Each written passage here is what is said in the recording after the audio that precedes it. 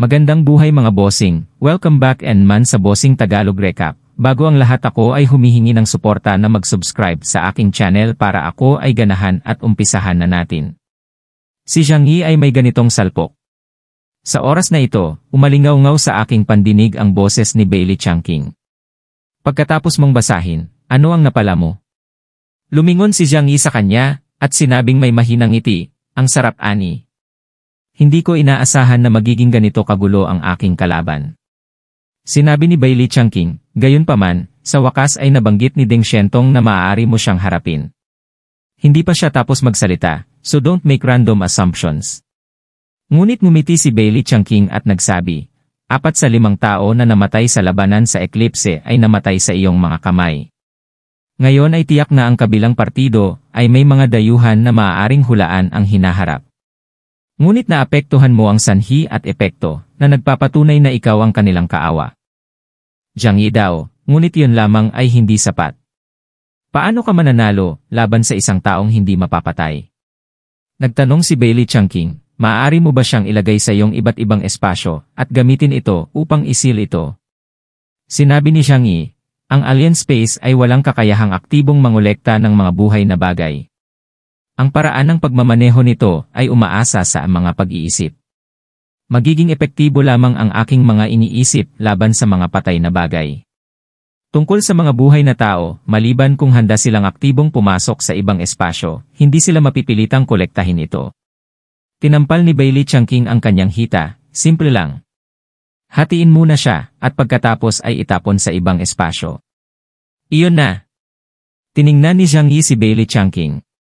Ito ba ang sinabi mo sa wika ng tao? Sa tingin mo ako si Deng Xiantong? Maaaring patayin ni Deng Xiantong ang Phoenix Inner ng 12 beses, iyon ay dahil mayroon siyang napakalakas na kapangyari. Pero ang galing ni Zhang Yi ay ang depensa. Mahirap para sa kanya na patayin si Phoenix into Jin kahit 1 beses. Hindi pa banggitin ang kakayahan ng Phoenix Academy na mahulaan ang mga aksyon ng kalaban. Mahirap sabihin kung magiging epektibo ito kay Zhang Yi. Habang nag-uusap ang dalawa, biglang nagsalita si Yang Xingxin at nagpahayag ng nakakapukaw ng pag-iisip. Naalala ko na noong lumaban si Deng Xiantong kay Phoenix Engine, nandoon din ang Miko na si Taikuchi Mayumi na yon.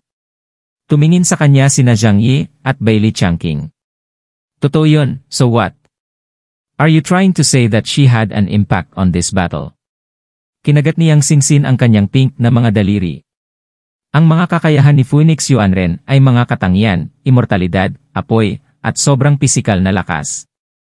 Ayon sa aming pag-unawa sa mga superpower, imposible para sa kanya na magkaroon ng mga kakayahan sa oras sa parehong oras. Kaya hulaan ko na ang kakayahang ito ay ibinigay sa kanya ni Mayo. Sa madaling salita, hanggat papatayin muna natin siya, mawawala ang Phoenix Inner Ren nang hindi bababa sa 30% ng kanyang pagiging epektibo sa pakikipaglaban.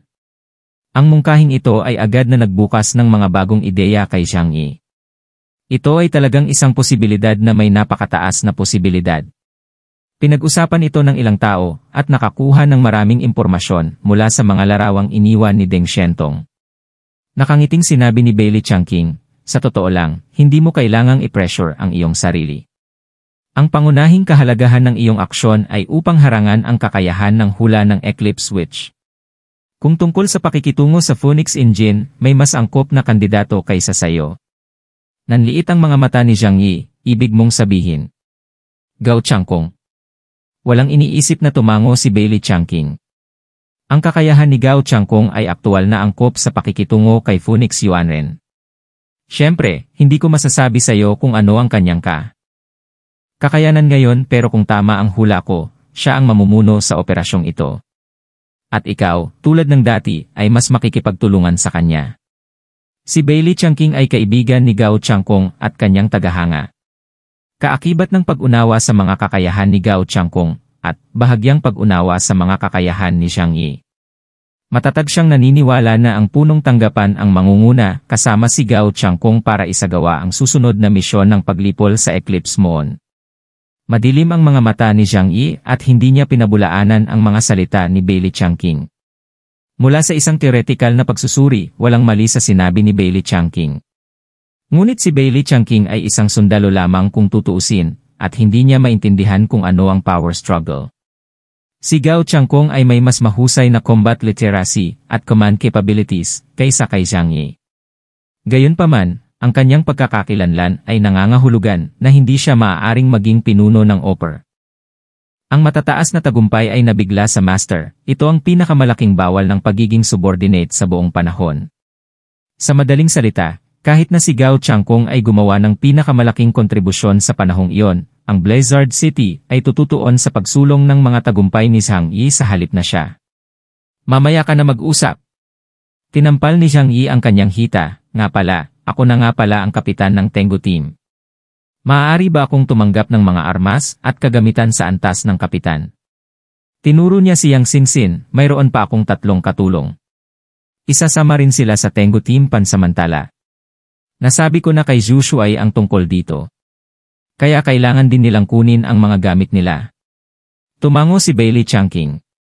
Walang problema iyan.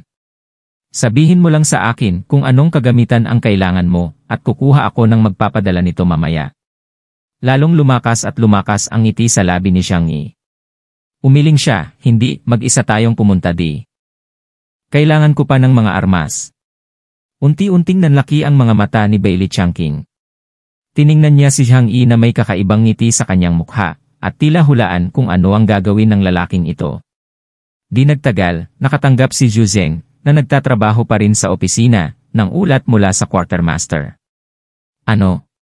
Nakatanggap si Zhang Yi ng maraming armas. Isang napakalaking batch. Zhu Shuai, ginamit niya ang kanyang space power para makatanggap ng malaking bilang ng mga armas. Ang bilang ay medyo exaggerated. Bulong ng quartermaster sa sulok. Hindi niya maiwasang lumingon at tumingin kay Zhang Yi na nagwawalis ng mga paninda sa bodega. Matapos maging quartermaster sa loob ng maraming taon, ito ang unang pagkakataon na nakatagpo siya ng ganitong paraan ng pagtanggap ng mga supply. Parang isang tiyahin na namimili sa isang kalahating presyo na supermarket. Nag-isip sandali si Zhu Zeng, ngumiti at umiling. Talagang sinusunod ng batang ito ang espiritu ng, kung hindi mo ito sasamantalahin, ikaw ay isang bastard. Yun lang, ibigay mo na lang sa kanya ang kailangan niya. Anyway, ordinaryong thermal weapon lang sila. Sa katapusan ng mundo, ang kapangyarihan ng mga sandata na ito ay lubhang humina. At hindi sila napakahirap gawin.